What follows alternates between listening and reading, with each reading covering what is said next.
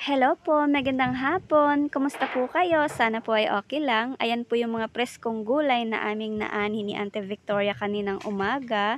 Bagong pitas lang po talaga. Ang ganda ng bulaklak ng okra ano.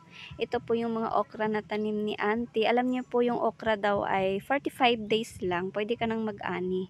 Ayan, nasa sipag at tiyaga lang po talaga. Ang dami pong tanim ni Auntie Victoria. At alam niyo po yung iba, magulang na yung bunga kasi hindi ko nahabol. Hindi ko po siya naani agad, pero okay lang po yan kasi ipapakain na lang din po namin sa aming mga manok. Meron po kasi kaming meat grinder, doon na lang namin i-grind para hindi po masayang. At ayan po yung mga nakuha ko, 'di ba? Medyo marami na rin. At ito naman po yung mga magulang na mga okra. O, 'di ba? Medyo marami din ito. Kaya talagang okay lang 'yan kasi mapupunta naman to sa aming mga native chicken. Mapakinabangan din nila ito. Pagkain din nila ito. Ayan, medyo marami, no?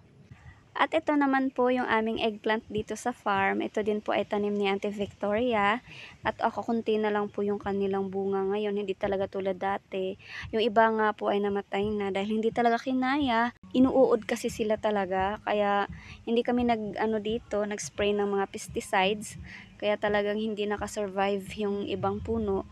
Pero ayan, ganun po talaga. Pag sa pagtatanim, kasama talaga yan. Kaya sipag at tiyaga lang po talaga magtatanim ulit para magkaroon na naman ng gulay. Kasi sa lahat po ng mga bilihin ngayon, sobrang mamahal na po. Ayan, makatipid na rin naman po pag may tanim tayo sa ating bakuran. Thank you for watching. Bye!